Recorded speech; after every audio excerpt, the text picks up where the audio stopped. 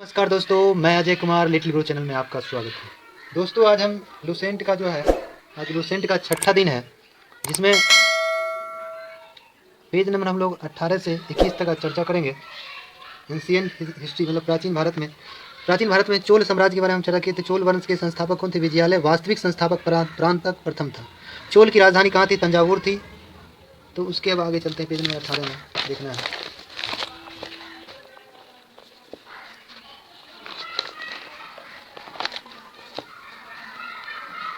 तो चोल वंश के संस्थापक अगर कहा जाए तो वास्तविक संस्थापक परांतक प्रथम था, जबकि चोल वंश के संस्थापक विजयालय थे। विजयालय ने नरकेसरी की विजयालय जो है चोल वंश के संस्थापक विजयालय ने नरकेसरी की उपाधि धारण किया था, जिसने क्या कहते हैं आदित्य ये सब जो है चोल काल में अगर कहा जाए चोल काल में किस चोल शासक ने राज प्रथम ने श्रीलंका पर किस चोल शासक ने श्रीलंका पर आक्रमण किया था? तो राज प्रथम जो है श्रीलंका पर आक्रमण किया था। इंपॉर्टेंट जो है उसको हम रिवीजन करा रहे हैं। राज प्रथम शैव धर्म शिव का उपासक राज प्रथम जो चोल शासक था, इसने तंजावुर में तंजावुर का राजराजेश्वर शिव मंदिर जो है किसके द्वारा बनवाया गया? राज प्रथम के द्वारा बनवाया गया था। चोल साम्राज्य का सर्वाधिक विस्तार अगर कहा जाए तो राजेंद्र प्रथम के शासनकाल में हुआ था। और श्रीलंका पर किस चोल शासक ने आक्रमण किया? राज प्रथम ने आक्रमण किया था।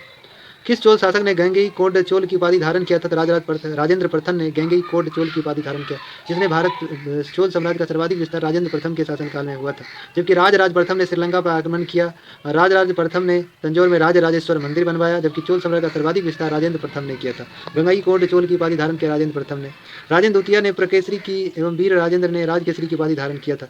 चोल वंश का अंतिम शासक कौन था? राजेंद्र तृतीय। चोल वंश का अंतिम शासक कौन था? राजेंद्र तृतीय। इस चीज को ध्यान देना है। आगे देखना है कि चोल एवं पश्चिमी चालुक्य के बीच शांति स्थापित करने में गोवा के कदम शासक जय केश प्रथम ने मध्यस्थता की भूमिका निभाई थी। उसके बाद विक्रम चोल अभाव एवं अकाल से ग्रस्त गरीब जनता से राजस्व वसूल कर चिदम्बरम मंदिर का विस्तार भी करवाया था। उसके बाद चोल में अगर कहा जाए, चोल काल में जो अगर पैसा जो चलता था उसे कालांजू कहा जाता था। चोल साम्राज्य में कहा जाए संपूर्ण चोल साम्राज्य 6 मंडलों में बटा हुआ था। संपूर्ण चोल साम्राज्य कितने मंडलों में? 6 मंडलों में बटा हुआ था। नाडु की स्थानीय सभा को नाटुर कहा जाता था। नगर की स्थानीय सभा को नगर तार कहा जाता था। उसके बाद भारत में स्थानीय स्वशासन का जनक किस शासक को कहा जाता था? चोल शासक को अगर गवर्नर कहेंगे स्थानीय स्वशासन लॉर्ड रिपन, जबकि स्थानीय बंदोबस्त लॉर्ड कर्नवालिस। शासक में वंश में कहेंगे चोल वंश हो जाएगा। सभा महासभा का मूलतः अग्रहारों एवं ब्राह्मणों बस्तियों की सभा हुआ करती थी। ये सब चोल से संबंधित है। आगे देखना है, चोल काल में भूमि उपज का कितना हुआ करता था? भूमि उपज का टैक्स जो है चोल काल में कितना लिया जाता था? यह जो है भूमि उपज का 1/3 लिया जाता था। सभा की सदस्यता के लिए इच्छुक लोगों को ऐसी भूमि का स्वामी होना चाहिए जिसे भू राजस्व वसूल हुआ करता था। चोल काल में जो है अभिलेख में अनुसार 35 से 70 के बीच होनी चाहिए उम्र। जो उत्तर मेरू अभिलेख किसके शासनकाल में? चोल काल में लिखा गया था। उसके बाद कहता है चोल सेना का सबसे संगठित अंग पदाति सेना हुआ करता था। चोल काल में बहुत बार पूछता है, चोल काल में सोने के सिक्के जो चलते थे उसे क्या कहते थे? चोल काल में सोने के सिक्के को कलंजू कहा जाता था। चोल काल में सोने के सिक्के को कलंजू कहा जाता था। रामायण जो है तमिल कवि है जो चोल काल में ही लिखा गया था। तंजावुर के वृद्धेश्वर मंदिर का निर्माण किसने करवाया? तो हम अभी तुरंत राजा प्रथम ने तंजावुर का शिव मंदिर जो है बनवाया गया था, उसी के द्वारा किया गया था। शैव संत इंसान शिव पंडित राजेंद्र प्रथम के दरबार में रहा करते थे। चोल कांस्य प्रतिमाएं संसार की सबसे चोल काल की कांस्य प्रतिमा सबसे उत्कृष्ट मानी जाती थी। चोल काल में सबसे महत्वपूर्ण बंदरगाह कावेरी पट्टनम था। चोल काल में सबसे प्रमुख बंदरगाह कौन था? कावेरी पट्टनम था। उसके बाद कहते हैं कि उत्तर मेरू शिलालेख के सभा संस्थान का विस्तृत वर्णन परांतक प्रथम के शासनकाल में हुआ था। उसके बाद कहा जाए चोल काल में सड़कों के देखभाल के लिए बागान समिति हुआ करती थी। विष्णु के उपासक अलवार, शिव के उपासक नैनार। अलवार किसके उपासक थे? विष्णु के। नैनार किसके उपासक थे? शिव के। अलवार किसके उपासक थे? अलवार जो है विष्णु के, नैनार शिव के उपासक थे। अब आते हैं राष्ट्रकूट वंश। देखना है राष्ट्रकूट वंश के संस्थापक कौन थे? राष्ट्रकूट वंश का संस्थापक दंती दुर्ग था। राष्ट्रकूट वंश के संस्थापक कौन हुए? दंती दुर्ग। राष्ट्रकूट वंश के संस्थापक कौन हुए? दंती दुर्ग हुआ, जिसकी राजधानी कहाँ थी? तो राष्ट्रकूट का राजधानी अगर कहा जाए तो राजधानी मानखेट है। मानखेट राष्ट्रकूट की राजधानी हुआ। राष्ट्रकूट शासक में कृष्ण प्रथम, कृष्ण द्वितीय, कृष्ण तृतीय, ध्रुव, गोविंद तृतीय, अमोघवर्ष ये सब है। एलोरा के कैलाश मंदिर का निर्माण कृष्ण प्रथम राष्ट्रकूट शासक कृष्ण प्रथम ने बनाया था। ध्रुव राष्ट्रकूट वंश का पहला शासक था जिसने कन्नौज के त्रिपक्षीय युद्ध में भाग लिया था। ध्रुव राष्ट्रकूट वंश का पहला शासक जिसने कन्नौज के त्रिपक्षीय युद्ध में भाग लिया था। प्रतिहार नरेश वत्सराज और पाल नरेश धर्मपाल ने को पराजित किया था। ध्रुव को धारावर्ष के नाम से भी जाना जाता है। गोविंद तृतीय ने त्रिपक्षीय संघर्ष में भाग लेकर चक्र युद्ध एवं उसके संरक्षण धर्मपाल और प्रतिहार वंश के शासक नागभट्ट द्वितीय को पराजित किया। पल्लव, पांड और केरल वह गंग शासकों संघ को गोविंद तृतीय ने नष्ट किया था। अब पेज नंबर 19 हम लोग देखते हैं। पेज नंबर 19 में देखना है कि अमोघ वर्ष जो है पेज नंबर 19 में देखना है कि अमोघ वर्ष जैन धर्म का अनुयायी था। इसने कन्नड़ में कविराज मार्ग की रचना की थी। आदि पुराण के रचनाकार जिसने गणित सागर संग्रह के लेखक महावीराचार्य अमोघ वृत्त के लेखक सत्यान अमोघ वर्ष के दरबार में रहते थे। अमोघ वर्ष के ने तुंगभद्रा नदी पर जल समाधि लेकर अपने जीवन को त्याग दिया था। इंद्र तृतीय के शासन काल में अरबी निवासी अलमसूदी कहाँ का निवासी था? अरबी निवासी था, जिसने इंद्र तृतीय राष्ट्रकूट शासक इंद्र तृतीय के शासनकाल में भारत आया था। इसने तत्कालिक राष्ट्रकूट शासक को भारत का सर्वश्रेष्ठ शासक माना था। राष्ट्रकूट वंश का अंतिम शासक कौन था? कृष्ण तृतीय। राष्ट्रकूट वंश का अंतिम शासक कृष्ण तृतीय राष्ट्रकूट संसाधन दुर्ग था। और अलमसूदी जो है अरबी यात्री था, किसके दरबार में? इंद्र तृतीय के दरबार में आया था। राष्ट्रकूट वंश के शासक में कन्नड़ भाषा कई पौन रहा करते थे, जिसने शांति पुराण की रचना की थी। कल्याणी के चालुक्य तैलव द्वितीय ने में कर्क को हराकर राष्ट्रकूट राज्य पर अधिकार कर लिया और कल्याणी के चालुक्य की नींव रखी। एलोरा एलिफेंटा में महाराष्ट्र में गुफा मंदिर राष्ट्रकूट ने करवाया था, जिसमें एलोरा में 34 शैलकृति गुफाएं, जिसमें 1 से 12 तक के बौद्ध गुफा को 1 से 12 तक को बौद्ध गुफा, 13 से 29 तक हिंदू गुफा, 30 से 40 तक जैन गुफा दर्शाया गया है। सबसे प्रसिद्ध विश्वकर्मा गुफा है जो संख्या 10 है। इसमें एक चैत्य, वहाँ पे 2 मंजिलें हैं और 3 मंजिलें गुफाएं भी हैं, जिन्हें 2 थल 3 थल नाम दिया गया है। एलोरा की गुफा में 15 विष्णुओं के नरसिंह अर्थात पुरुष सिंह के रूप में दिखाया गया है। एलोरा गुफाओं को सर्वप्रथम उल्लेखित फ्रांसीसी या थेविनेट ने 17वीं शताब्दी में किया था।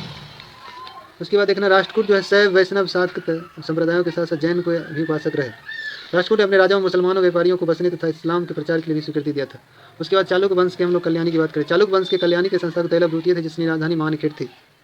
चालुक्य वंश के कल्याणी शासक में तैलव प्रथम, तैलव द्वितीय, तैलव तृतीय, विक्रमादित्य, जयसिंह, सोमेश्वर द्वितीय, विक्रमादित्य 6, सोमेश्वर तृतीय और तैलव तृतीय थे। सोमेश्वर प्रथम मानखेड़ की राजधानी हटाकर कल्याणी कर्नाटक कर लिया था। चालुक्य के कल्याणी के सबसे प्रतापी शासक विक्रमादित्य 6 हुए थे। विल्हन और विगानेश्वर विक्रमादित्य 6 के दरबार में रहा करते थे। विल्हन और विगानेश्वर किसके दरबार में? विक्रमादित्य 6 के दरबार रहा करते थे। मिताक्षरा किसने लिखा? तो विगानेश्वर के द्वारा लिखा गया था, जो हिंदू कानूनी ग्रंथ है। विक्रमादेव चरित किसके द्वारा लिखा गया? विल्हन के द्वारा लिखा गया, जो विक्रमादित्य 6 के शासनकाल में जीवन प्रकाश डाला। अब चालुक्य बतापी की बात करते हैं। चालुक्य बतापी की बात करें। चालुक्य वंश के बतापी के संस्थापक जय सिंह ने बतापी के चालुक्य वंश की स्थापना की, जिसकी राजधानी बतापी थी। इस वंश के प्रमुख शासक पुलकेशिन प्रथम, कीर्तिवर्मन, पुलकेशिन द्वितीय, विक्रमादित्य, विनयदित्य, विजयादित्य। सबसे प्रतापी शासक पुलकेशिन द्वितीय था। महाकूट स्तंभ के लेखक प्रमाणित होता है कि पुलकेशिन द्वितीय ने बहुस्वर्ग एवं अग्निकोष्ठ यज्ञ संपन्न करवाया था। पुलकेशिन द्वितीय ने हर्षवर्धन को हराकर परमेश्वर की उपाधि धारण किया। परम पुलकेशिन द्वितीय ने किसको हराया? हर्षवर्धन को हराकर परमेश्वर की उपाधि धारण किया। इसे दक्षिणापथेश्वर की उपाधि भी धारण किया था।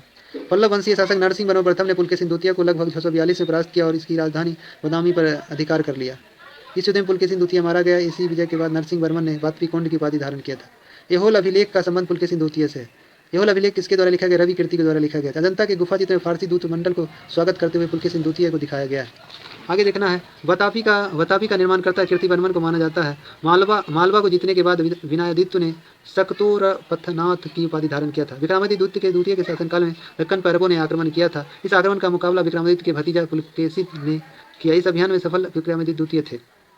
विक्रमादित्य द्वितीय की प्रथम पत्नी लोकमहा देवी ने पट्टदकल में विरूपाक्ष मंदिर का निर्माण किया। दूसरी पत्नी त्रिकोलीय देवी ने त्रिकलेश्वर मंदिर का निर्माण करवाया था। इस वंश का अंतिम राजा था कीर्तिवर्मन द्वितीय। चालुक्य के बतापी का अंतिम राजा कीर्तिवर्मन द्वितीय था। इसके सामंत दंती दुर्ग ने परास्त कर एक नए वंश राष्ट्रकूट वंश की स्थापना की, जिसने दंती राष्ट्रकूट वंश का किया था। एहोल को मंदिरों का शहर कहा जाता है। चालुक्य वेगी वंश के संस्थापक विष्णुवर्धन थे। इसकी राजधानी वेगी आंध्र प्रदेश में था। इस वंश के सबसे प्रतापी राजा विजयादित्य तृतीय थे, जिनका सेनापति पंडरंग था। यादव वंश देवगिरी के यादव वंश के संस्थापक भीलव पंचम था। इसकी राजधानी देवगिरी थी। इस वंश के सबसे प्रतापी राजा सिंहन थे। इस वंश का अंतिम स्वतंत्र शासक रामचंद्र था। रामचंद्र जो है यादव वंश के साथ, जिसने अलाउद्दीन की सेना मलिक काफूर के सामने समर्पण किया था। रामचंद्र प्रथम जो यादव वंश का अंतिम स्वतंत्र शासक था। यादव वंश के संस्थापक भीलव पंचम थे और राजधानी देवगिरी थी। उसके बाद होयसल वंश है। होयसल वंश के संस्थापक विष्णुवर्धन थे। राजधानी द्वार समुद्रम। होयसल वंश की राजधानी कहाँ है? द्वार समुद्रम हो जाएगा। हाँ, द्वार समुद्रम है। और बेलोर में चिन्नाकेश्वर मंदिर का निर्माण विष्णुवर्धन ने ही करवाया था। होयसल वंश के अंतिम शासक थे वीर बल्लाल तृतीय। उसके कादम वंश की स्थापना मयूर शर्मा ने की थी। कादम वंश की राजधानी बनवासी थी। गंग वंश के संस्थापक वज्रहस्त प्रथम थे। गंग वंश के संस्थापक कौन थे? गंग वंश के संस्थापक वज्रहस्त पंचम थे। अभिलेख के अनुसार गंग वंश के प्रथम शासक उपनीय वर्मा थे। गंगों की प्रारंभिक राजधानी कोलर थी, जो बाद में तलकाट बनी थी। दत्तक सूत्र पर टीका लिखने का काम गंग वंश के शासक माधव प्रथम ने किया था। उसके बाद काकतीय वंश है। काकतीय वंश के शासक बीटा प्रथम थे, जिसने नलगोंडा में हैदराबाद में एक छोटे से राज्य का गठन किया, जिसकी राजधानी अमकोंड बनाया। काकतीय वंश के शासक ने अपनी राजधानी अमकोंड बनाया था। संस्थापक बीटा प्रथम थे, जिसके शासन का सबसे शक्तिशाली शासक गणपति हुआ करते थे। रुद्रमा देवी गणपति की बेटी थी, जिसने रुद्रदेव महाराज का नाम ग्रहण किया, जिसने 35 वर्ष के शासन में गणपति ने अपनी राजधानी वारंगल स्थानांतरित कर लिया था। तो काकतीय वंश के अंतिम राजा प्रताप रुद्रदेव हुए। संस्थापक बीटा प्रथम और राजधानी हो गया नलगोंडा। उसके बाद सीमावर्ती राजवंशों में पाल पाल वंश के संस्थापक गोपाल हुए जिसकी राजधानी मुंगेर थी।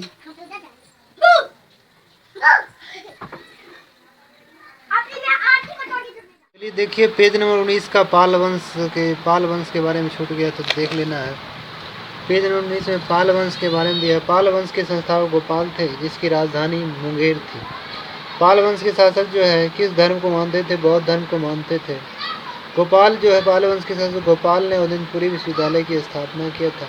पाल वंश का सबसे प्रतापी शासक धर्मपाल था जिसने विक्रमशिला विश्वविद्यालय की स्थापना किया। कन्नौज के त्रिपक्षीय संघर्ष में पाल वंश के शासक धर्मपाल ने भाग लिया था। गुर्जर प्रतिहार वंश एवं राष्ट्रकूट के बीच हुआ था। इसमें पाल वंश की ओर से धर्मपाल ने भाग लिया था। अब पेज नंबर 20 देखते हैं।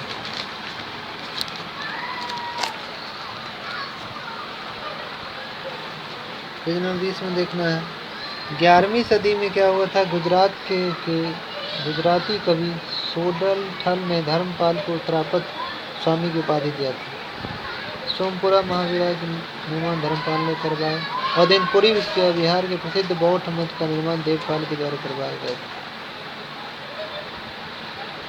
कहता जावा के शैलेंद्रवंशीय शासक बालपुत्र देव के अनुरोध पर देवपाल ने उसे नालंदा में एक बौद्ध विहार का बनवाने के लिए 5 गांव दान में दिया था। गौरी रीति नामक साहित्य विद्या का विकास भी पाल शासकों के शासनकाल में हुआ। उसके बाद पाल वंश के बाद आया सैन्य वंश। सैन्य वंश के संस्थापक सामंत सेन थे जिसने राजधानी लखनऊती थी। सेन वंश के प्रमुख शासक विजय सेन, बलाल सेन, लक्ष्मण सेन थे। सेन वंश का प्रथम स्वतंत्र शासक विजय सेन था जिसने शैव धर्म को अपनाया था, मतलब अनुयायी था। दान सागर अद्भुत सागर नामक ग्रंथ की रचना बलाल सेन ने की थी। अद्भुत सागर को लक्ष्मण सेन ने पूर्ण रूप करवाया था। आधा अधूरा लिखने का काम बलाल सेन ने किया, पूरा किया लक्ष्मण सेन। लक्ष्मण सेन ने राज्यसभा में गीत गोविंद के लक्ष्मण सेन के राज दरबार में गीत गोविंद के लेखक जयदेव रहा करते थे। हल्ला युद्ध लक्ष्मण सेन का प्रधान न्यायाधीश था। लक्ष्मण सेन का प्रधान न्यायाधीश एवं मुख्यमंत्री कौन था? हल्ला युद्ध था। विजय सेन ने देवपारा में शिव का विशाल मंदिर बनाया था। प्रधुमनेश्वर मंदिर जो है किसके द्वारा?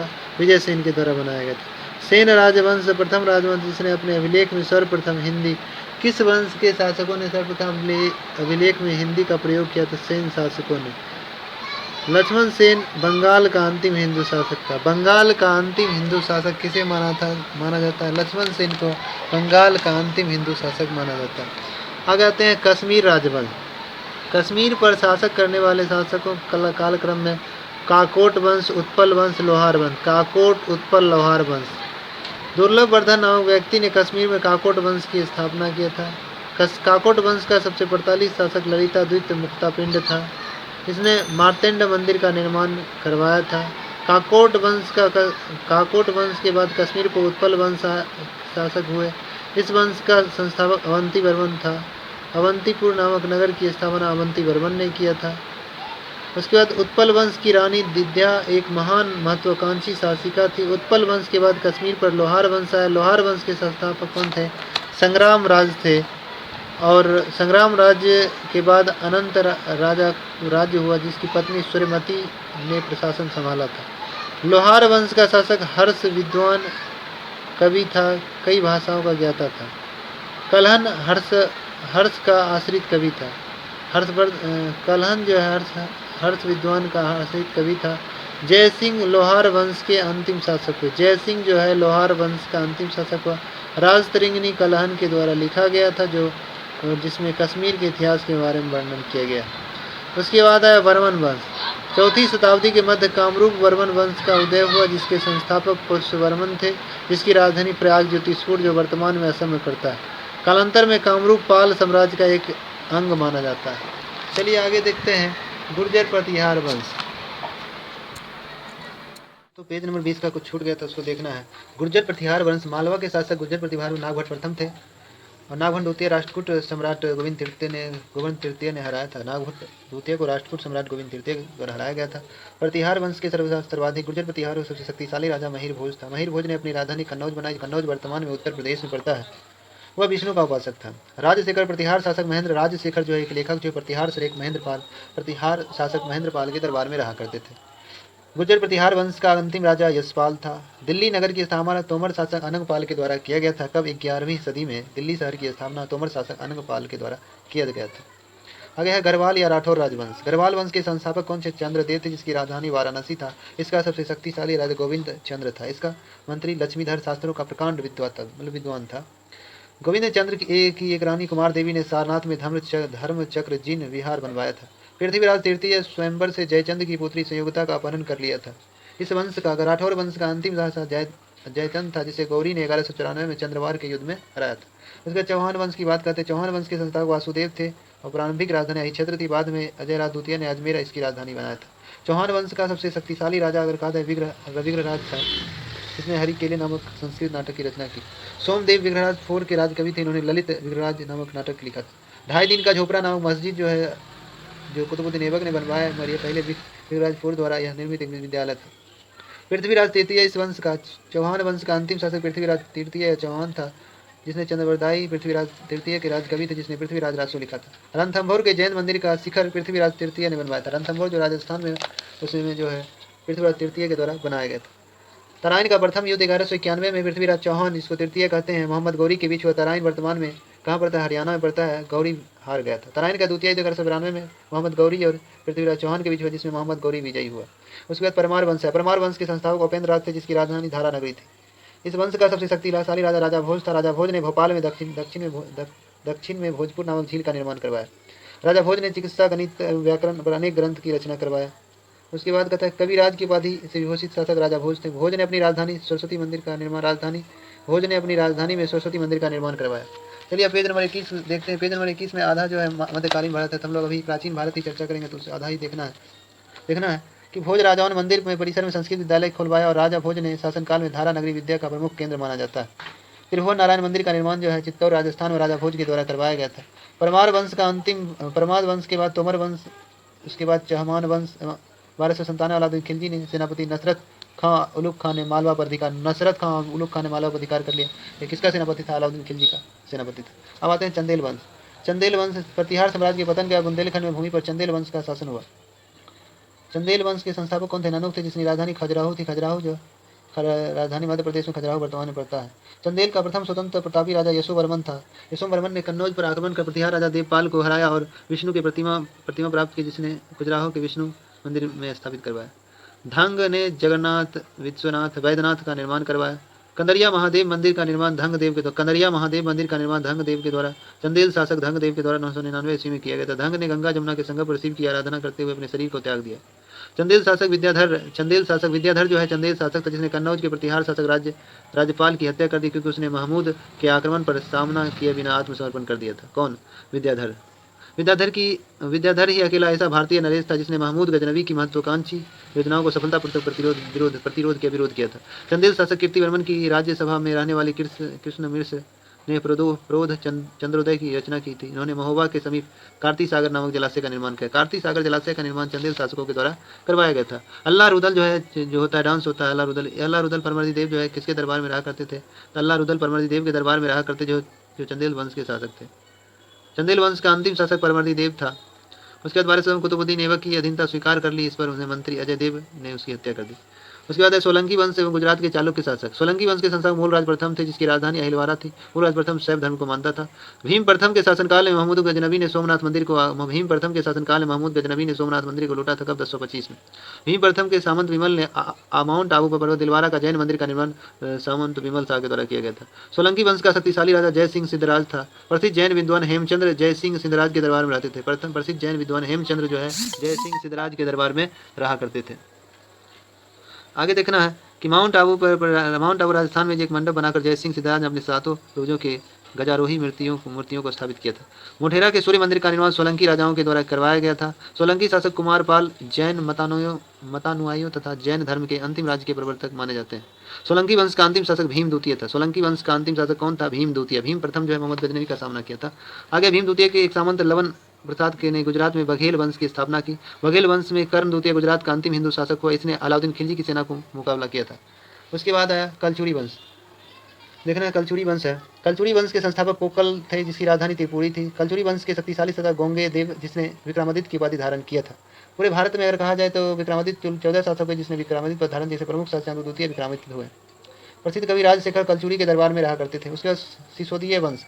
सिसोदिया वंश के शासक अपने को सूर्यवंशी कहते थे। मेवाड़ पर शासन करते थे। मेवाड़ की राजधानी चित्तौड़। मेवाड़ वर्तमान में राजस्थान में पड़ता है। अपनी विजयों के उपलक्ष्य में विजय स्तंभ का निर्माण राणा कुंभा ने करवाया चित्तौड़ राजस्थान में। खतौली का युद्ध कब हुआ? 1518 में। बहुत बार पूछता है, खतौली का युद्ध कब हुआ था? 1518 में हुआ था। राणा संगा और इब्राहिम लोदी के बीच हुआ था। खतौली का युद्ध जो है 1518 में राणा संगा इब्राहिम लोदी के बीच हुआ था, जिसमें क्या हुआ था कि राणा संगा विजयी हुआ था। चलिए दोस्तों, प्राचीन भारत का टॉपिक जो है खत्म हो गया लुसेंट का। इसका फिर लगातार हम मॉक टेस्ट लगाएंगे, तो मॉक टेस्ट जरूर देखें। अगर आप थ्योरी नहीं देख पाते तो मॉक टेस्ट जरूर लगाएं। और वीडियो अगर अच्छा लग रहा है तो वीडियो लाइक करें, और चैनल में पहली बार विजिट करें चैनल को सब्सक्राइब करें। बगल में बेल आइकन का घंटा है, दबा दीजिए, इससे आने वाला कोई वीडियो पहले आप तक पहुंचेगा।